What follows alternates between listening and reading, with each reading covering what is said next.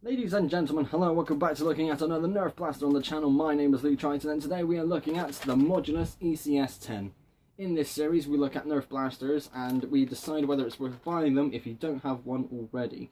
So this is the Modulus ECS-10, the first blaster in the Modulus line. It is magazine fed, battery operated, semi-automatic, and it comes with 4 attachments. The full shebang looks like this and it is absolutely spectacular.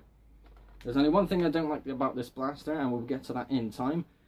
But in some of these episodes, we tend to come to an answer pretty much immediately, and this is another one of those episodes. This is a great blaster. If you can find one online or anyone that's selling with the whole lot, so all 4 attachments, it's definitely worth picking up.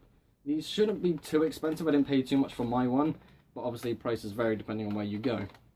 So why should you pick this blaster up? Well, let's have a quick look at the blaster itself. It is a very nice blaster. There we are, get all that away. So this is what you get as the core blaster. You have your barrel and stock attachment points, 2 rails on the top, 1 rail on each side. We'll try that again. Rail on each side without dropping the damn thing. And a rail underneath. A bit small, but you can still get some stuff on there. The magazine well is in front of the pistol grip, which is very nice indeed, compared to the regulator, which has it further up. And in that position is the standard grip that you would get for the blaster itself. So it's comfortable, it's nice and easy to use, all good stuff. The top rail has a carrying handle, there we go, and it is again a nice easier way to move this blaster around. Yes, you can just grab onto it as it is, but this is a bit more convenient. It does mean when you're looking down sight it is elevated and less accurate, but nonetheless I for one think that's a cool thing to have there. The magazine included, or at least the one that I bought, had a 10 round banana magazine. I don't know why these exist. This is the same length as the 12 dart one. You just get 2 less darts. I mean, why would this ever be a thing? It looks cool, I suppose, but why? Just give me the 12 dart ones. Give me 2 more darts. Come on, man. Especially with a semi-automatic blaster, you can go through your rounds quicker. Right, so that is a look at the blaster. I want to start to go through the attachments. Now I'm going to start off with this barrel. Arguably the best barrel Nerf has ever made because it is basically infinitely scalable. It has a tactical rail on the top and the bottom. This is the blaster that it came with. All in all, it's one of the best Nerf attachments ever, but on this, it has a lot of wiggle.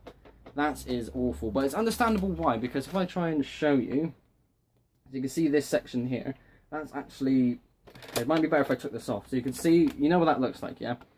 But it's actually brought outwards just a little bit more, so it's not actually flush up against the blaster itself. So if I put this back on, you can see that massive gap there.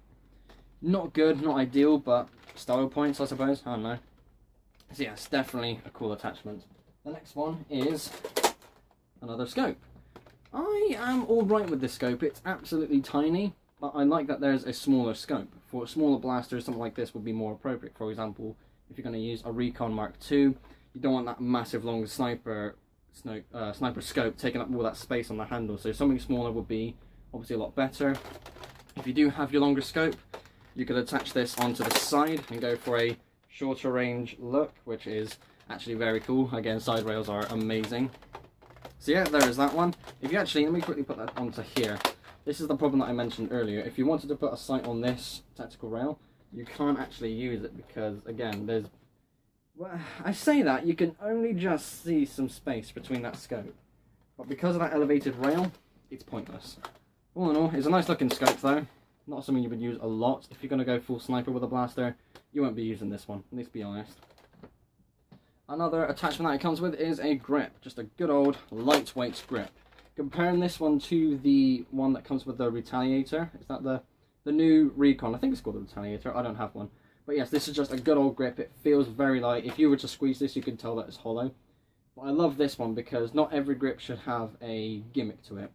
You know, one's a blaster grip, you've got the bipod grip, but this is just something to hold on to, and that is very nice indeed. Nice personal touch anyway. And finally, the stock. This was the best stock until the regulator came out. Why? That's why.